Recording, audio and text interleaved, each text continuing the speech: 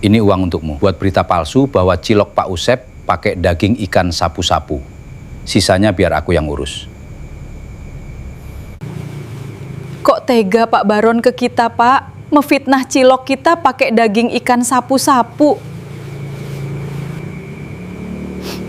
Sabar Bu, selama kita benar tidak usah takut. Insya Allah ada jalan keluarnya. Percaya saja semua ini bisa kita lewati.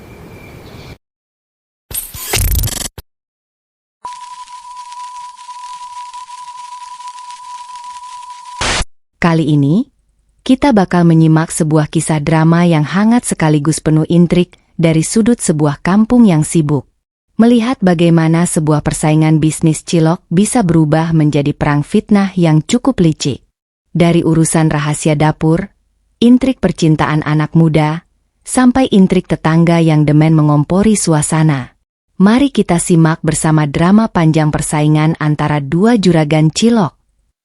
Sebelum kita masuk ke babak pertama, jangan lupa klik tombol subscribe, like, dan nyalakan lonceng notifikasinya ya. Tulis juga tanggapan kalian di kolom komentar tentang siapa karakter favorit atau paling bikin gregetan di cerita ini. Dukungan kalian sangat berarti agar cerita setengah sadar terus bisa menghadirkan naskah-naskah cerita yang menghibur. Pagi hari di Kampung Sukamaju selalu diawali dengan aroma gurih rebusan adonan tepung. Di sudut jalan utama, Pak Usep dan Bu Titin sibuk menyiapkan gerobak, cilok ada rasa, milik mereka. Dengan senyum ramah, pasangan suami istri ini menyapa setiap warga yang melintas, memastikan pasokan cilok untuk belasan tukang keliling mereka sudah siap dengan kualitas terbaik. Tak jauh dari situ, pemandangan berbeda terlihat di kedai, cilok ada enak, milik Pak Baron dan Bu Kastri. Pak Baron berdiri bersedekap dada sambil menatap tajam ke arah keramaian di gerobak Pak Usep. Rasa dengki sudah menjadi sarapan wajib bagi Pak Baron setiap melihat pelanggan lebih memilih antre di tempat saingannya. Meskipun memegang armada keliling yang sama banyaknya, Pak Baron selalu merasa kalah langkah dari Pak Usep. Bu Kastri yang berdiri di samping suaminya tak henti-hentinya memanas-manasi keadaan. Bagi Bu Kastri, keberhasilan keluarga Pak Usep adalah sebuah ancaman besar bagi gengsi keluarga mereka di kampung tersebut. Sementara itu, Tantri, putri Pak Usep yang baru pulang dari pasar, melintas sambil membawa kantong bumbu dapur. Tatapan matanya sempat beradu dengan Ranti, anak Pak Baron yang sedang bersolek di teras rumahnya. Perang dingin antara kedua keluarga itu ternyata sudah merembet tajam hingga ke generasi anak-anak mereka. Di tengah riuhnya suasana pagi, Rudi melajukan motor matiknya dengan pelan mendekati kedai Pak Usep. Pemuda yang kenal baik dengan semua warga itu memarkirkan motornya hanya untuk menyapa Tantri yang sedang merapikan racikan cabai. Senyum malu-malu terpancar dari wajah Tantri setiap kali Rudi datang berkunjung. Rudi memang sudah lama menaruh hati pada Tantri karena kesederhanaan dan kebaikan hatinya. Kehadiran Rudi selalu membawa suasana segar di tengah kesibukan dapur Pak Usep. Pak Usep dan Bu Titin sendiri sangat menyukai kepribadian Rudi yang sopan, pekerja keras, dan menghormati orang tua. Namun, momen manis itu tak berlangsung lama karena Ranti tiba-tiba muncul dari balik gang. Dengan alasan ingin membeli es lilin, Ranti sengaja memotong pembicaraan dan berusaha menarik perhatian Rudi. Ranti menunjukkan sikap manja yang sengaja dibuat-buat demi membuat Tantri merasa tidak nyaman. Tantri hanya bisa mengelus dada melihat tingkah Ranti yang terus menempel pada Rudi. Rudi sendiri merasa canggung dan berusaha menjaga jarak secara halus agar tidak merusak suasana. Sejak hari itu, persaingan di kampung tersebut tidak lagi sekadar soal bisnis cilok, melainkan juga soal perebutan hati. Kekesalan Bu Kastri makin memuncak ketika melihat hasil penjualan hari itu jauh di bawah target. Ia kemudian berjalan menuju rumah Bu Genduk, tetangga yang terkenal sebagai pusat informasi alias biang gosip kampung. Bu Kastri tahu betul bahwa Bu Genduk adalah alat paling ampuh untuk menyebarkan narasi miring. Di teras rumahnya, Bu Genduk menyambut Bu Kastri dengan segelas teh hangat dan rasa penasaran yang membumbung. Bu Kastri mulai memancing dengan melempar kalimat-kalimat bersirat tentang rahasia keberhasilan Pak Usep. Ia menyindir bahwa tidak mungkin cilok buatan Pak Usep bisa sangat gurih tanpa ada campuran bahan yang aneh-aneh. Bu Genduk yang dasarnya suka dengan cerita sensasional langsung menyambut umpan tersebut dengan antusias. Pikiran liar Bu Genduk mulai membayangkan hal-hal aneh, mulai dari penglaris hingga penggunaan bahan tak lazim. Dalam hitungan jam, desas-desus kecil itu mulai dibisikkan dari satu pintu ke pintu rumah warga lainnya. Bu Titin yang sedang menyapu halaman depan rumahnya sempat merasakan perubahan sikap dari beberapa tetangga yang melintas. Mereka yang biasanya menyapa hangat kini cenderung memalingkan muka atau berbisik-bisik di belakang. Tanpa disadari keluarga Pak Usep, benih fitnah pertama telah berhasil ditanamkan dengan rapi. Di saat isu miring mulai bergulir halus, Bu Kemala datang berkunjung ke rumah Pak Usep membawa buah tangan. Sebagai tetangga dekat yang sudah bertahun-tahun mengenal karakter Pak Usep dan Bu Titin, Bu Kemala tidak mudah percaya dengan rumor yang beredar. Ia merasa ada yang tidak beres dengan perubahan sikap warga kampung belakangan ini. Sambil menikmati teh bersama Bu Titin, Bu Kemala secara perlahan menyampaikan apa yang didengarnya di warung kelontong. Bu Titin terkejut luar biasa mendengar kabar bahwa usaha suaminya dituduh menggunakan penglaris. Pak Usep yang baru keluar dari dapur mencoba tetap tenang dan meminta istrinya untuk tidak terbawa emosi. Pak Usep meyakinkan Bu Kemala bahwa semua bahan yang digunakan dalam pembuatan ciloknya murni halal dan higienis. Bu Kemala mengangguk setuju karena ia sendiri sering melihat langsung proses produksi di dapur Pak Usep yang bersih. Bu Kemala berjanji akan membantu meluruskan berita bohong tersebut jika ada warga yang bertanya kepadanya. Dukungan dari Bu Kemala menjadi penawar duka bagi keluarga Pak Usep di tengah gempuran gosip yang makin meluas. Tantri yang mendengarkan percakapan itu dari dalam kamar, merasa makin khawatir dengan keselamatan usaha orang tuanya. Ia tahu betul siapa aktor intelektual di balik semua kekacauan ini. Melihat gosip penglaris tidak cukup ampuh untuk menjatuhkan Pak Usep, Pak Baron memutar otak lebih keras. Di dalam ruangan belakang kedainya, Pak Baron memanggil salah satu anak buah Pak Usep yang dikenal suka berjudi dan sedang terlilit utang. Sebuah kantong plastik hitam dan amplop tebal disiapkan di atas meja. Pak Baron menawarkan uang dalam jumlah besar dengan syarat yang sangat mudah tapi mematikan. Anak buah yang terdesak kebutuhan itu diminta untuk menyusupkan pasokan daging ikan sapu-sapu ke dalam stok bahan baku utama di dapur Pak Usep. Ikan sapu-sapu dari sungai tercemar dipilih karena citrasnya yang buruk dan dianggap tidak layak konsumsi oleh masyarakat. Anak buah yang gelap mata itu akhirnya menyetujui tawaran haram dari Pak Baron tanpa memikirkan dampaknya. Pak Baron tersenyum puas membayangkan hancurnya reputasi cilok ada rasa dalam waktu dekat. Rencana sabotase bahan baku ini disusun sangat rapi tanpa meninggalkan jejak langsung yang mengarah pada Pak Baron. Malam itu, operasi senyap pun dijalankan ketika suasana dapur produksi Pak Usep sedang sepi. Karung berisi olahan daging ikan sapu-sapu berhasil diletakkan di antara tumpukan bahan baku lainnya. Perangkap mematikan telah terpasang, tinggal menunggu waktu untuk diledakkan di hadapan warga. Di tempat terpisah, Ranti memanfaatkan momen ketegangan ini untuk makin menjauhkan Rudi dari Tantri. Ranti mendekati Rudi di area parkir toko kelontong dan mulai menyebarkan cerita bohong tentang sifat asli Tantri. Ranti mengklaim bahwa Tantri dan keluarganya sering menghina keluarga Rudi di belakang. Namun, Rudi bukanlah pemuda polos yang mudah diadu domba oleh tipu daya Ranti. Rudi menanggapi semua ucapan Ranti dengan dingin dan meminta Ranti untuk tidak mencampuri urusan pribadinya lagi. Penolakan halus tapi tegas dari Rudi membuat rasa benci Ranti kepada Tantri semakin membara. Ranti kemudian berpindah strategi dengan memanfaatkan media sosial dan grup percakapan anak muda kampung.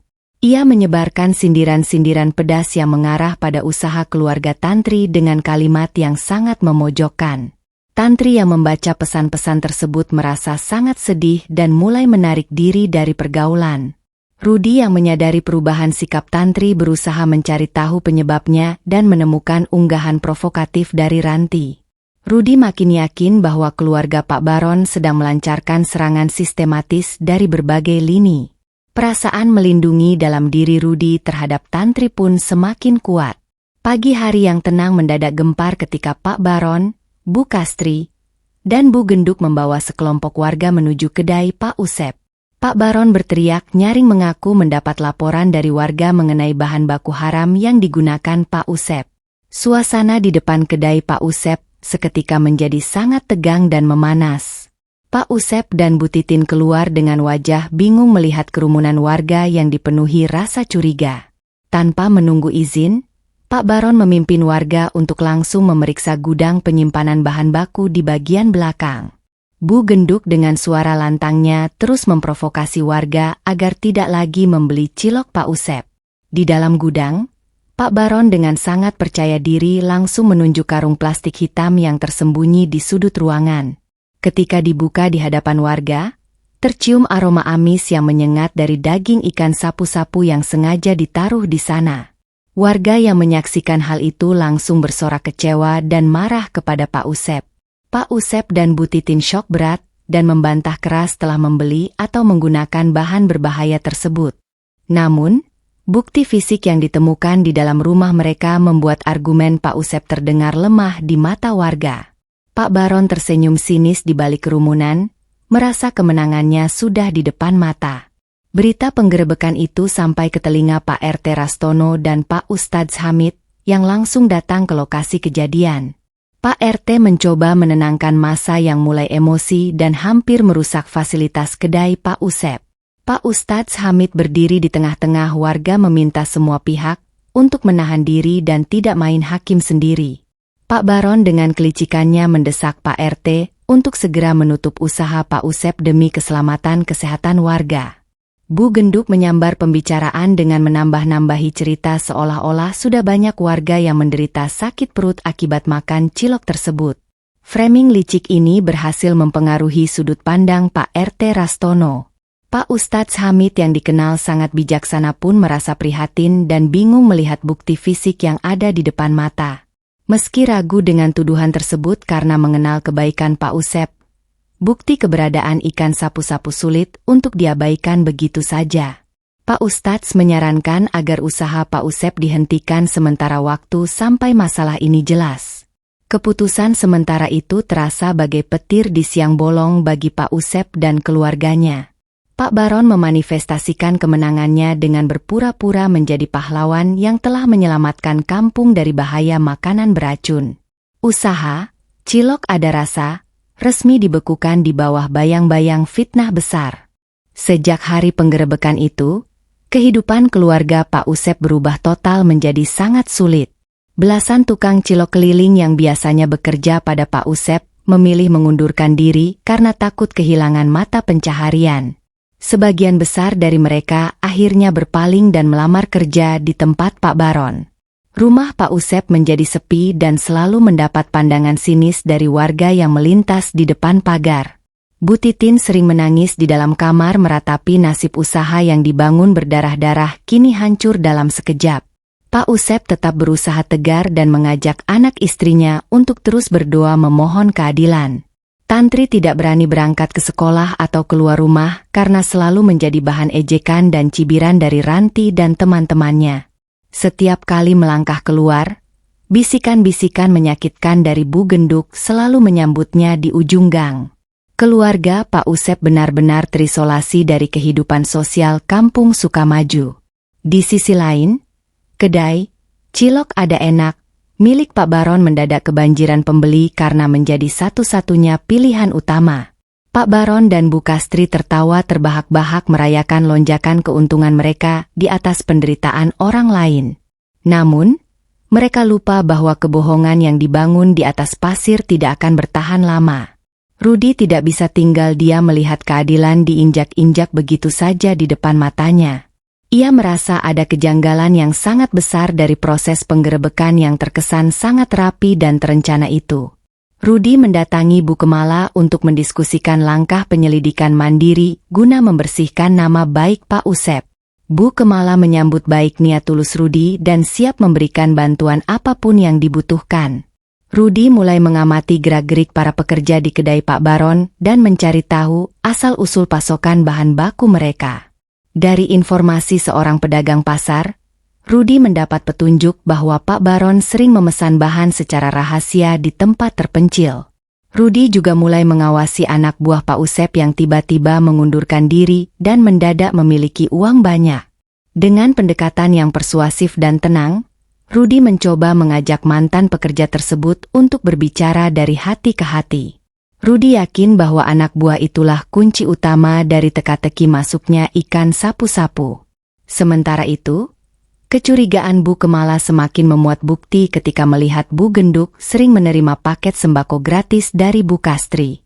Hubungan tak wajar antara pembuat gosip dan keluarga Pak Baron makin memperjelas adanya konspirasi jahat.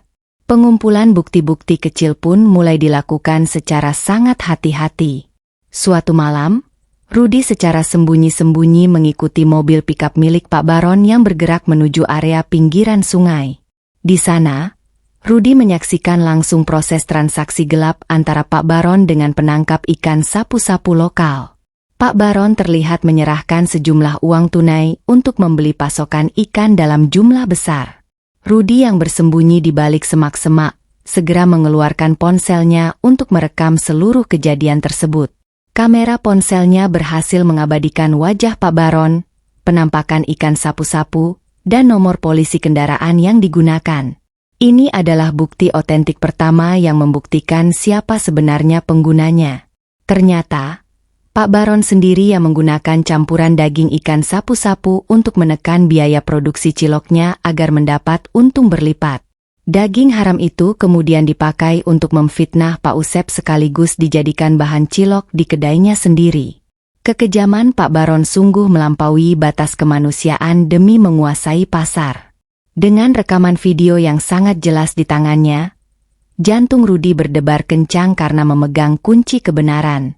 Ia segera meninggalkan lokasi dengan sangat berhati-hati agar tidak memicu kecurigaan anak buah Pak Baron. Langkah awal pembongkaran skandal besar ini telah berhasil diamankan dengan sempurna. Langkah Rudi belum berhenti sampai di situ. Ia mendatangi rumah mantan anak buah Pak Usep yang telah disuap. Bersama Bu Kemala, Rudi memperlihatkan bukti video malam itu dan mengancam akan membawa kasus ini ke jalur hukum jika ia tidak berkata jujur. Bekas anak buah itu seketika gemetar ketakutan dan berlutut memohon ampun.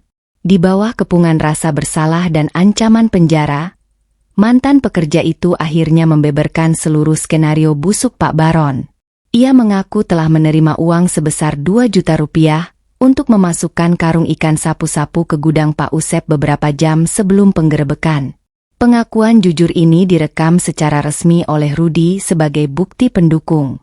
Tangis penyesalan keluar dari mata pekerja tersebut yang mengaku terdesak utang pinjaman online sehingga gelap mata. Rudi dan Bu Kemala merasa lega karena potongan teka-teki fitnah ini akhirnya tersusun secara utuh dan tak tertahankan. Kebenaran yang selama ini tertutup rapat kini siap untuk dibongkar ke hadapan publik. Rudi segera menghubungi Tantri untuk memberikan kabar gembira bahwa bukti-bukti kejahatan Pak Baron sudah lengkap. Wajah Tantri yang tadinya muram kini kembali dipenuhi harapan dan rasa syukur yang mendalam. Kebenaran yang dinanti-nanti akhirnya mulai menemukan jalannya kembali ke permukaan. Rudi dan Bu Kemala tidak langsung mempublikasikan bukti tersebut ke warga secara liar demi menghindari kerusuhan. Mereka memilih mengundang Pak RT Rastono dan Pak Ustadz Hamid untuk hadir dalam pertemuan tertutup di rumah Bu Kemala. Kedua tokoh kampung tersebut hadir dengan rasa penasaran yang tinggi atas undangan mendadak itu. Di dalam ruangan yang terkunci rapat, Rudi memutar video rekaman transaksi Pak Baron dan rekaman pengakuan mantan anak buah Pak Usep. Pak RT Rastono tercengang luar biasa sampai tak sanggup berkata-kata melihat kejahatan luar biasa yang dilakukan Pak Baron. Pak Ustadz Hamid menggelengkan kepala sambil mengelus dada, merasa sangat bersalah telah terpengaruh fitnah. Pak Ustadz Hamid memohon maaf secara terbuka karena sempat meragukan kejujuran Pak Usep beberapa waktu lalu. Pak RT Rastono berjanji akan segera mengambil tindakan tegas untuk memulihkan nama baik keluarga Pak Usep secara terhormat. Rencana pembalasan secara hukum dan sosial pun disusun rapi malam itu juga oleh Pak RT dan kepolisian lokal. Kedua tokoh kampung itu menyadari betapa bahayanya jika fitnah dibiarkan merusak kerukunan warga hanya demi keserakahan bisnis. Mereka siap berdiri paling depan untuk meluruskan sejarah kelam yang sempat mencoreng nama Kampung Sukamaju. Eksekusi pengungkapan kebenaran dijadwalkan akan dilakukan besok pagi di Balai Desa. Pagi harinya, Pak RT Rastono mengumumkan panggilan darurat yang mewajibkan seluruh warga kampung untuk berkumpul di Balai Desa. Pak Baron dan Bu Kastri datang dengan gaya sombong, mengira pertemuan itu diadakan untuk meresmikan penutupan permanen usaha Pak Usep. Bu Genduk pun duduk di barisan depan siap menjadi pemandu sorak. Pak Usep, Bu Titin, dan Tantri hadir dengan tenang didampingi oleh Rudi dan Bu Kemala di sisi mereka. Pak RT Rastono membuka acara dengan nada suara yang sangat serius dan tidak seperti biasanya. Ia menyatakan bahwa ada informasi vital mengenai kasus bahan berbahaya yang perlu diluruskan di hadapan seluruh warga. Pak Ustadz Hamid kemudian naik ke atas panggung dan memberikan nasihat mendalam tentang bahaya fitnah dan keserakahan. Suasana balai desa mendadak hening ketika layar proyektor besar diatur untuk menampilkan sebuah tayangan video. Pak Baron mulai merasa tidak tenang dan gelisah di kursi duduknya melihat persiapan tersebut. Ketika video rekaman transaksi gelap dan pengakuan saksi diputar di layar lebar, gemuruh keterkejutan langsung memenuhi ruangan balai desa. Semua mata warga seketika tertuju tajam ke arah Pak Baron dan Bu Kastri dengan tatapan marah dan tidak percaya. Kebohongan besar yang disimpan rapat akhirnya telanjang di depan semua orang. Pak Baron berdiri dari kursinya dan mencoba membantah dengan berteriak bahwa video tersebut adalah rekayasa dan fitnah. Namun, bantahannya terhenti seketika ketika dua anggota polisi berpakaian dinas masuk ke dalam balai desa. Mantan anak buah yang disuap juga dibawa masuk sebagai saksi kunci yang siap bersaksi di hadapan hukum. Bu Kastri mendadak pingsan di tempat melihat suaminya langsung dipegang oleh petugas kepolisian. Warga yang merasa dibodohi dan dibohongi mulai bersorak marah mendesak agar Pak Baron dihukum seberat-beratnya. Pak Baron hanya bisa tertunduk lesu saat borgol besi melingkar di kedua pergelangan tangannya. Polisi membeberkan bahwa Pak Baron tidak hanya tersangka pencemaran nama baik dan sabotase, tapi juga tindak pidana perlindungan konsumen. Penggunaan bahan baku tidak layak konsumsi di kedainya sendiri menjadi bukti kuat pelanggaran hukum berat. Kejahatan yang ia rancang untuk membinasakan saingannya kini justru menghancurkan dirinya sendiri. Pak Baron digiring keluar dari balai desa menuju mobil patroli diiringi sorakan hinaan dari seluruh warga kampung. Penguasa kedai, cilok ada enak, itu kini harus menghadapi ancaman hukuman penjara yang sangat panjang. Keadilan yang sempat tertunda akhirnya ditegakkan dengan sangat telak di Kampung Sukamaju. Dampak dari terungkapnya kejahatan tersebut tidak hanya menimpa Pak Baron secara pribadi, tapi juga seluruh keluarganya. Warga kampung yang sangat marah menuntut agar keluarga Pak Baron segera angkat kaki dan diusir dari lingkungan Sukamaju. Bu Kastri dan Ranti tidak punya pilihan lain selain mengemas barang-barang mereka di bawah pengawasan warga. Sementara itu, Bu Genduk yang selama ini menjadi penyebar utama fitnah terduduk lemas di sudut ruangan balai desa. Warga mulai menyindir dan memojokkan Bu Genduk atas perannya yang sangat merusak kerukunan kampung. Rasa malu yang luar biasa menimpa Bu Genduk sampai-sampai ia tak berani mengangkat kepalanya sedikit pun. Dengan tubuh gemetar dan air mata penyesalan, Bu Genduk berjalan merayap mendekati tempat duduk Pak Usep dan Bu Titin. Di hadapan seluruh warga dan Pak Ustadz, Bu Genduk bertekuk lutut memohon ampun atas segala fitnah jahat yang pernah diucapkannya. Ia mengaku sangat menyesal telah tergiur hadiah sembako dari Bu Kastri. Bu Titin yang berhati lembut memegang bahu Bu Genduk dan memintanya untuk berdiri kembali. Pak Usep dengan kebesaran hatinya menyatakan memaafkan Bu Genduk, namun mengingatkan agar kejadian ini dijadikan pelajaran hidup yang berharga. Tangis haru warga pecah melihat kebaikan luar biasa yang ditunjukkan oleh keluarga Pak Usep. Pak RT Rastono secara resmi menandatangani surat pemulihan nama baik untuk usaha Cilok Ada Rasa milik Pak Usep. Pak Ustadz Hamid mengimbau seluruh warga untuk kembali mendukung usaha Pak Usep sebagai bentuk permohonan maaf kolektif.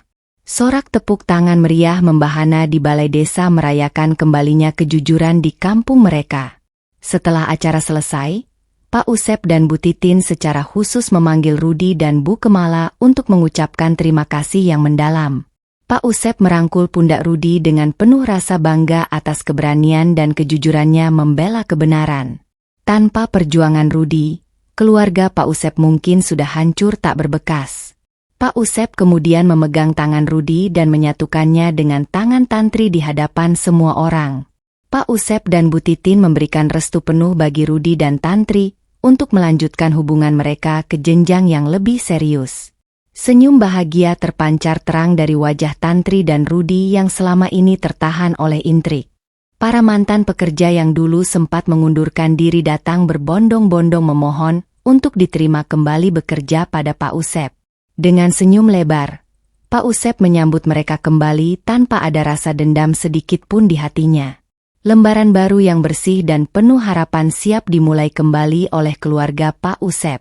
Kedai Cilok Ada Rasa kembali dibuka secara resmi dengan mengadakan doa bersama dan syukuran besar-besaran di halaman rumah Pak Usep. Seluruh warga kampung Sukamaju datang berbondong-bondong untuk membeli dan menikmati cilok buatan Bu Titin. Kepercayaan masyarakat kini justru berlipat ganda karena tahu persis kualitas dan kehalalan bahan yang digunakan. Permintaan pasar meningkat sangat drastis sampai-sampai Pak Usep harus menambah armada gerobak dan pekerja baru. Belasan gerobak keliling, Cilok Ada Rasa, kini merambah ke desa-desa tetangga yang sebelumnya belum terjangkau. Keuntungan yang didapat Pak Usep melesat jauh melampaui pencapaian mereka di masa-masa sebelum krisis. Rudi yang kini dipercaya membantu manajemen keuangan dan pemasaran mulai menerapkan sistem penjualan modern. Ia membantu mempromosikan produk cilok melalui media sosial sehingga mendapat pesanan antar kota dalam bentuk kemasan beku. Inovasi anak muda ini makin memperkokoh posisi bisnis keluarga Pak Usep di industri kuliner lokal. Tantri ikut mengelola cabang baru yang dibuka di area pusat kota dengan konsep tempat nongkrong anak muda yang nyaman. Kerjasama yang solid antara keluarga dan calon menantu ini membuat usaha mereka berkembang sangat pesat. Bencana fitnah yang dulu menerpa kini berubah menjadi berkah melimpah yang tak terhingga. Suasana kampung Sukamaju kini jauh lebih harmonis dan penuh dengan rasa saling percaya antar tetangga. Bu Genduk berubah total menjadi pribadi yang lebih menjaga tutur kata dan aktif dalam kegiatan-kegiatan sosial keagamaan. Ia tidak lagi mau mendengarkan atau menyebarkan gosip miring yang tidak jelas asal-usulnya. Rumah bekas peninggalan Pak Baron yang sudah kosong menjadi pengingat bagi warga akan bahaya rasa iri dan dengki dalam bermasyarakat. Ranti dan ibunya dilaporkan pindah ke kota lain dan hidup dalam kesederhanaan setelah seluruh aset mereka disita untuk ganti rugi.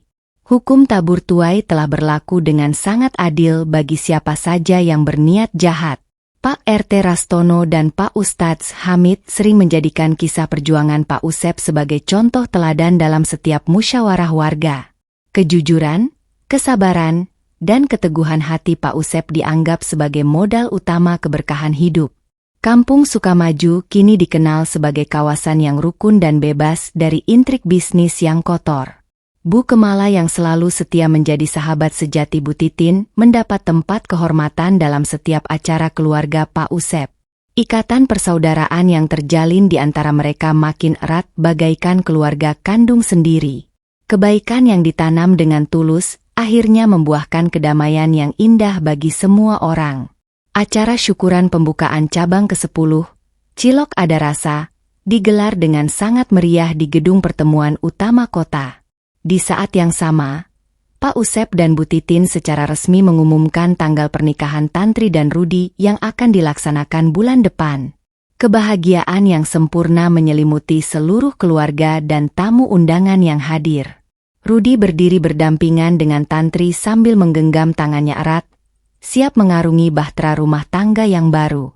Perjalanan panjang yang penuh cobaan, fitnah, dan tetesan air mata telah menempa cinta mereka menjadi sangat kuat. Tantri menatap masa depan dengan penuh rasa optimis dan rasa syukur yang mendalam. Pak Usep dalam sambutannya menyampaikan pesan tersirat bahwa rasa gurih dari ciloknya tidak hanya datang dari bumbu racikan, melainkan dari kejujuran dan rasa syukur. Keberhasilan usahanya adalah bukti nyata bahwa kebaikan akan selalu menemukan jalan untuk menang melawan kejahatan. Seluruh tamu undangan memberikan tepuk tangan yang sangat meriah. Di bawah langit sore yang cerah, keluarga Cilok Ada Rasa berdiri bersama mengabadikan momen kebahagiaan mereka dalam sebuah foto keluarga. Senyuman hangat terpancar dari wajah Pak Usep, Bu Titin, Tantri, dan Rudi. Kisah perjuangan mereka kini menjadi warisan cerita indah yang akan selalu dikenang sepanjang masa. Nah, para penikmat cerita, itulah tadi kisah perjuangan Pak Usep dan Bu Titin dalam menghadapi badai fitnah hingga akhirnya meraih keberhasilan yang luar biasa. Dari cerita ini kita bisa memetik pelajaran berharga, bahwasanya rasa iri dan dengki hanya akan menghancurkan diri sendiri, sementara kejujuran dan kesabaran akan selalu membuahkan hasil yang manis pada akhirnya. Terima kasih banyak sudah menonton dan menyimak naskah cerita ini dari awal hingga akhir di saluran cerita setengah sadar. Jangan lupa untuk membagikan video ini ke teman-teman atau keluarga kalian jika menurut kalian cerita ini bermanfaat dan menghibur. Sampai jumpa di episode dan kisah drama menarik berikutnya. Salam hangat dan tetaplah sadar dalam menjalani hidup.